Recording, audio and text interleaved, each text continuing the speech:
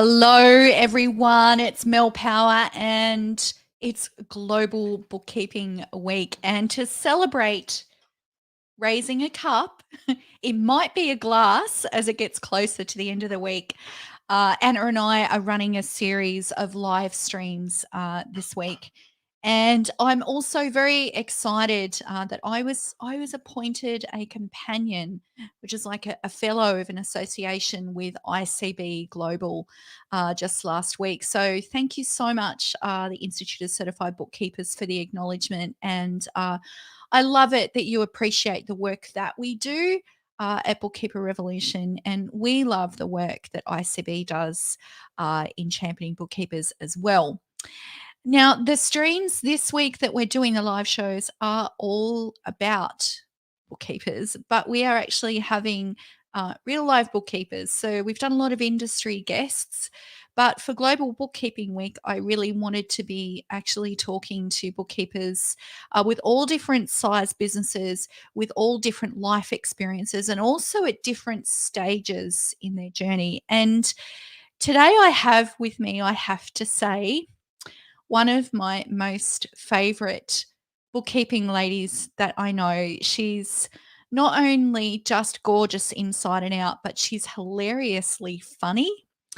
And she just brings this incredible vibrancy and joy with her wherever she goes. And I really want to welcome Rose Linder. Hello, beautiful. Hi, how you How doing? are you? That intro was so cute. Thank you. I might get you to turn your volume up a little bit, lovely. You're very, Yeah, very quiet, give that a just so we shot. can hear your beautiful voice. A little better. Yes, thank you. So, Wonderful. darling, where are you in the world? Yes, you've got your tea. Me too. I I went and made some mint tea. It's still black tea, but I'm from Wisconsin and we drink caffeine pretty much 24/7. Um, I'm, Wisconsin. Now, whereabouts is that? For those of us that are not in the United States, is it middle, top, center? Where on the map is Wisconsin? it's just south of Canada, right next to Lake Michigan. So a lot of people, when they think Oh, of Wisconsin, beautiful. yes, I technically live in northern Illinois now, but most of my clients still are located in Wisconsin. But if you think of Chicago, like that's northern Illinois, kind of where I live, and I'm from just north of there. So, Wow. So, I want to talk about your journey because we've known each other for a little while now. But hmm what prompted you to get into bookkeeping? Because you weren't always a bookkeeper, right? almost. When I was 18, I had an uncle pass away from cancer, and his wife. I'm so My, sorry. I know it's really sucked. And my wife had two small boys, 2 and 4, and she was living up in the northern part of Wisconsin, and she was like all alone. So I ended up going up there to help her with the kids a lot because I was 18. I worked, but I didn't have anything else going on. I didn't have any kids of my own. I wasn't in a relationship at the time, and so I spent a good solid 8 months, 10 months up there whenever I wasn't working. And she ended up buying rental properties and needing somebody to help her with the books through the renovations and all that stuff. And so that's kind of how I got into it. I ended up Yeah. going to school for it a couple years later. Wow. And so, what sort of prompted you to go, you know what, this is something that I love and that I know? I mean, obviously, you thought about it, but what was it about bookkeeping that really appealed to you to make it a career and as an entrepreneur? Um, it really spoke to me because numbers don't lie. They're very consistent and they're very predictable if you know what you're looking at. So being able to read the language of numbers and know that there wasn't ever going to be like a real surprise, or if there was, you could backtrack and figure out where it came from, was a very appealing thing Ah, for me. yeah. I love the way that you described the process of bookkeeping because it's very different from what most people would think bookkeeping is. Most people would go, oh, it's just a little old lady sitting in the corner with a pencil and a cup of tea. Well, I mean, it's very progressed from that, but still, a lot of people think it's just recording numbers or actually, looking at the debits and the credit side of things. But you really took that a step further, Rose. And what you've talked about is actually understanding the real machinations of the story of what's going on in the business and being able to translate from those numbers. And Yeah. so how does that work for you when you work with clients with that lens of bookkeeping in that way? So a lot of times when clients come to me, it's because they either are not in the green or the black. Some people call it the black. I call it the green. Um, The green, I love no, that. but black always made no sense. Green is money. Green is good, right? But a lot of people come to me and be like, I make this amount of money every month, but at the end of the month, I have no money left. I don't know where all my money is going. So being able to dive into the books and figure out where all the money is going and then explain it to them in a way that they understand, because they're not numbers people. A lot of them are creators. I work with a lot of like hairstylists. I work with a lot of estheticians. I work with salon owners. Yep. I work with all of those kinds of wonderful ladies and gentlemen. And so they're not really interested in like the debits and credits. Of course not. Why would you be when you're creating things? But I can take those Yep. numbers and be like, this is what's wrong. This is how we fix it. And it's easy for them to understand. So really, you are a hairdresser's best friend when it comes to business. I try to be, I try to be a value in the community and, I mean, I help people a lot. I don't want to say a lot for free. I mean, there's a point where I'm like, yeah, okay, this is where we're getting into things that you pay for. But just like little, things here and there, absolutely. I answer questions in a lot of groups and just try to post things of value and try to help people remember that, like quarterly taxes are due or whatever if they're doing it themselves. Um, you know, just to try to keep them from feeling like they can't do it themselves or that it's overwhelming. I love the fact that you've chosen to take a community spirit and a heart for wanting to help by actually giving value and supporting those people that are in business that maybe don't want to have a full-time bookkeeper or can potentially have the business resources just yet. I love the fact that you've allowed a space in your business to be able to channel some good support and education into that. It's really important. It is. It is because a lot of small businesses fail because they don't have that support, because they don't have, that little, there's that space between when you start and when you make enough money to be able to hire somebody to do that kind of work for you. And these people kind of just get left out. And I said, I'm not going Yeah. to let these people be left out. Yeah. So I love that you obviously have identified that you like working with the beauty industry and the hair salon industry. So for hairdressers, what do you see some of the big things that they struggle with within in managing their business finances? Um, a lot of times I see issues. A big problem in the industry is misclassifying workers, which can end up costing them thousands of dollars in back Yep. taxes and penalties and all kinds of stuff. And it is unfortunately a very prevalent problem in the industry. And there are some people who are simply not willing to change it, and they're not willing to go because they went through it, right? So because they went through trauma, they feel like other people should go through trauma. I don't quite understand that mindset, but it's there. And so it's just really educating people who are working for salons like this, and giving them the confidence and the knowledge and the help to get out and do a booth rent, or rent a studio, go out on their own as a self-employed person rather than making money for somebody who's not taking care of them. Um, and then again, obviously the small business owner who's like, hey, I'm not sure where all my money is going. And it's like, well, did you stock up on product? Because I see you spent 3 times as much on product this month as you normally do. And oh yeah, it was a super Yeah. sale. Like that explains it. So you should go down the next couple of months. That kind of education and stuff. I love that you shared that because really what you're doing there is CFO work.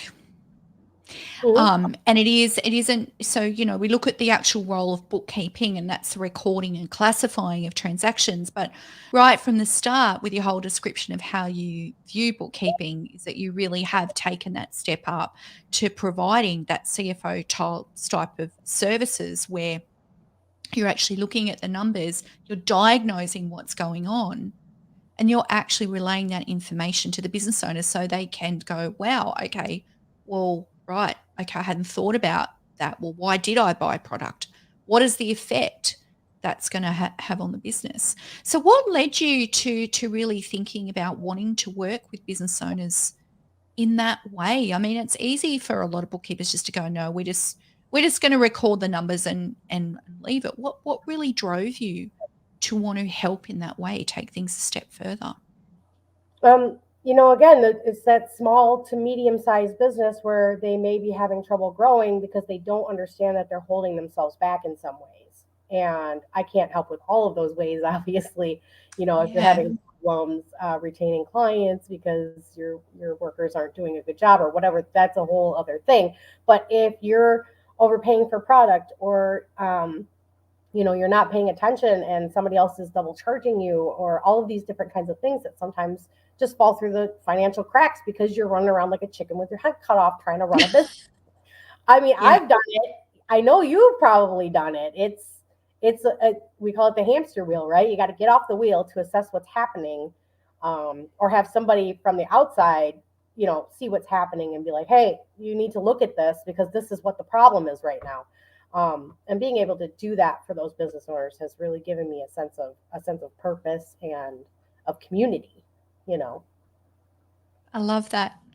You're obviously very clearly sitting in the space of where your gifts and talents lie. And one of the things that I know that your business owners will love from dealing with you is your energy. And I think I said this right at the front of the call. I mean, I've known you for almost a couple of years now, and you have this incredible energy, and it's infectious, it's contagious, and, that's a value in itself, because when you bring that into people's lives, it uplifts everything and it Yeah. helps mindset. And mindset's one of the big things with business that often we don't actually stop and think about. Mhm. So I just want to say thank you for doing that, not only for our community, but also I'm sure your clients. And if Rose's clients, you're listening to this, then you'll know. For those that aren't Rose's clients and your hairdresser, then come and talk to Rose. Um, what I want to do is steer things back to the word niche a little Mm. bit here. Now, you've clearly niched, and I want to bust a little myth about this. A lot of the industry will talk and think, we've got a niche, you've got a niche, and you think about niching as an industry, which you've done. But what you did first before that, and as we've walked on this journey together, is you focused on the problem that you wanted to solve for people first, which Yeah. is why you articulated so clearly what you thought bookkeeping was. But then you niched down. So I'd love your thoughts on this topic to potentially encourage other bookkeepers that might be struggling with this whole niche concept. So you really want to focus on what you're good at, two, what you love. Find the intersection of that. So for me, it was diagnoses. It was fixing cash flow problems for small business owners so that they could grow, or they could make more money for their families, or for whatever reason that they wanted that extra, not income but profit, right? So I talk about the disappearing profit margin all the time. So find that problem and what you're good at, and then focus on who you like to hang out with and who you like to work with. So I've kind of branched out just a little. I started taking on some online, like storekeepers, artists, things like, I started getting into TikTok and It's the making. creative theme there.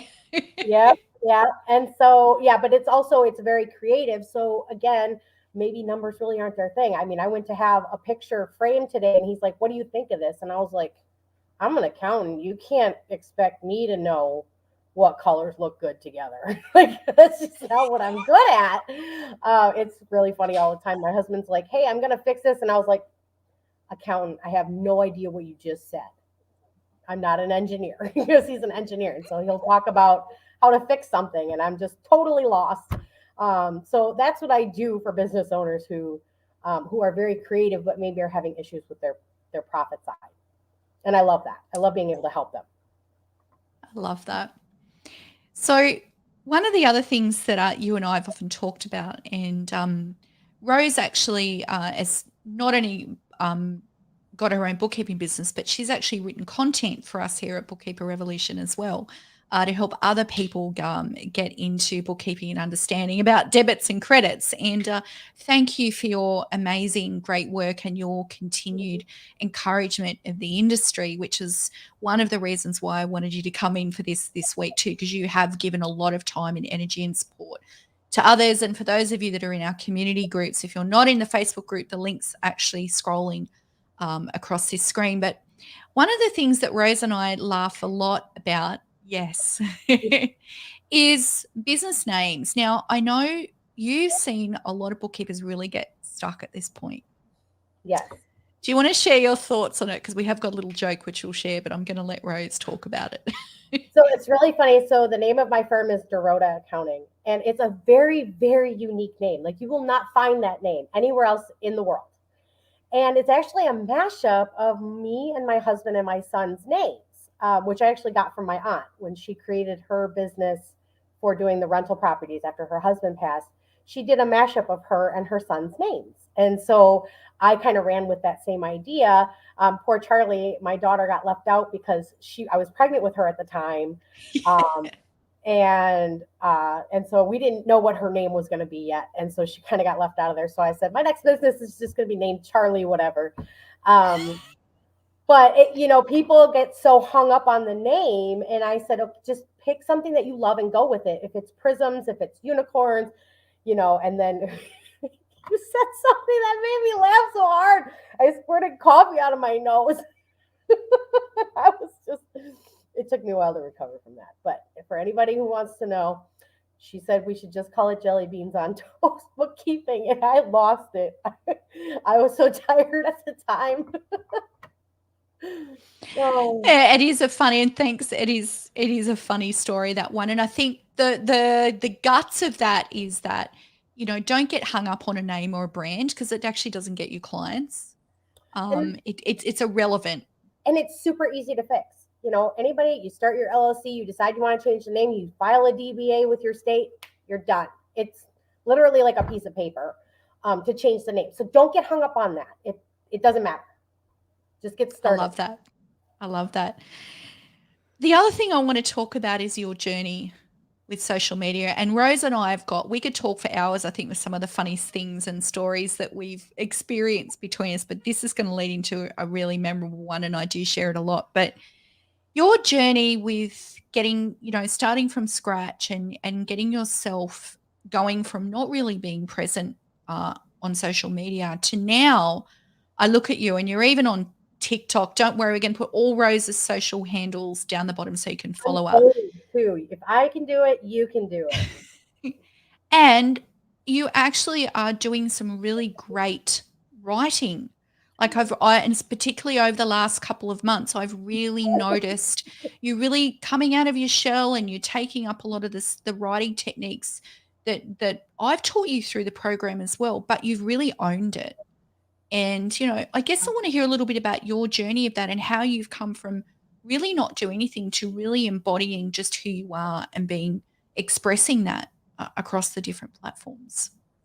So first, I want to say that we grew up in an age where, the pervasive kind of unspoken thing is that girls aren't as smart, they're not as this, they're not as that. Don't be too loud, don't be too this, don't be too much. Be too much. Do not listen to them ever. Do not listen to them. Be as extra as you want, because you know what? You're going to find people just as extra as you, and it's going to be awesome. So that's kind of the journey I went through. Is like I had left a job where I was too extra as a controller for a nonprofit, and I was just like, I was so burnt out with corporate at that point. I had like taken a job at a daycare. I was trying to figure out what I wanted to do. I got pregnant with Charlie, and then my husband was getting ready to go on deployment. So I was like, I'm going to stay home all the time with the kids because daycare is too expensive, kind of a thing. So I started my own bookkeeping firm. And so at first, like before I met you, I really struggled with being who I am, but also not being too much. So if you know me like in real life, you know that this is probably the longest I've gone without cussing in a very long time.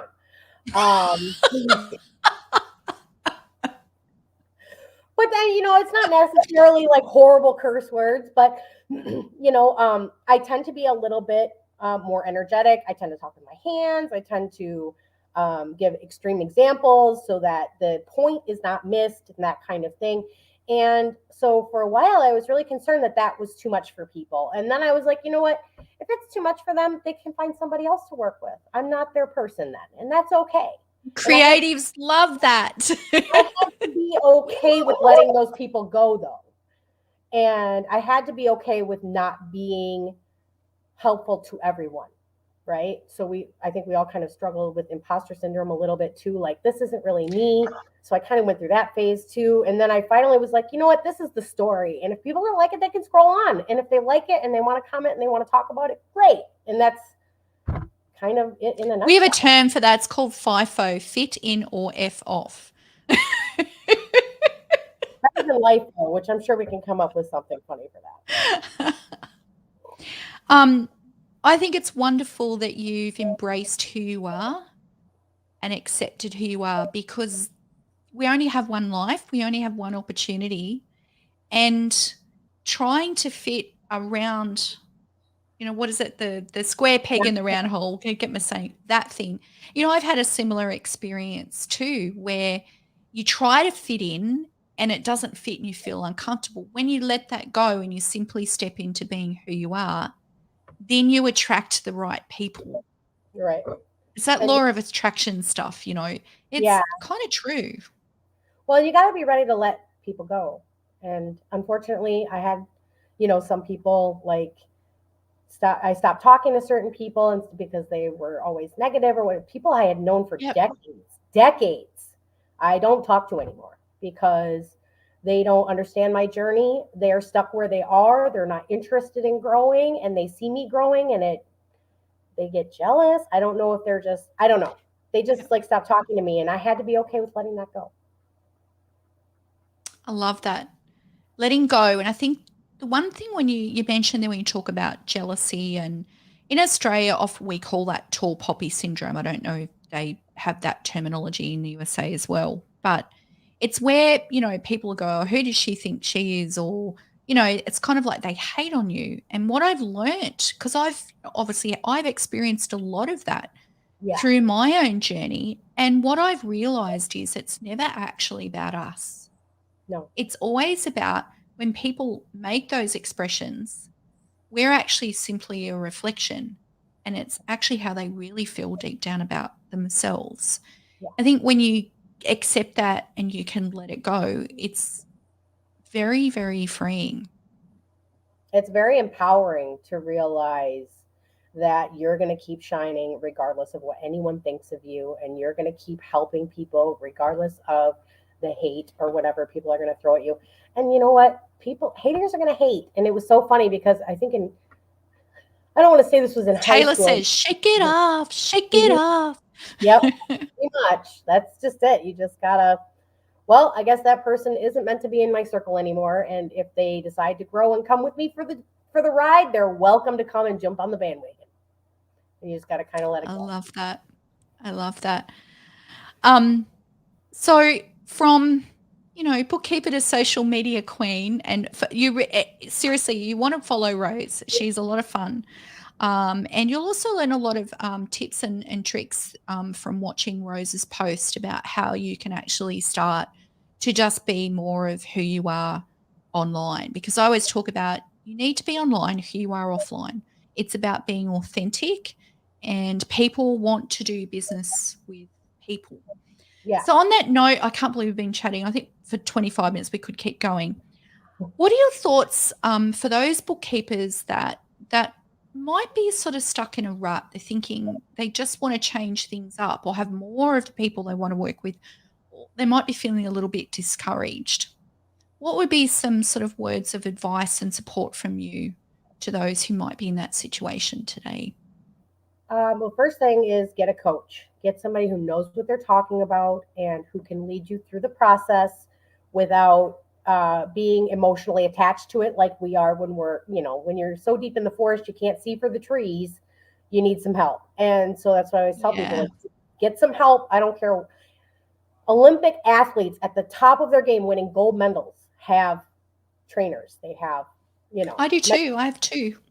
yep, yep. So don't feel like you're better than that. You're not. Um, and then the second thing is, you know, like try something for a while. If it doesn't feel right or it doesn't fit or it's not working, don't be afraid to change it. But don't sit like in indecision forever. Pick something and go. And because done is better than perfect, right? And get in there and start testing it. So, like for me, all my social media posts, like I was just talking about, they all have a cuss word in them somewhere. It's always it's It's your misspelled or it's got trademark. a in it, but you know what it says. I mean, it's me.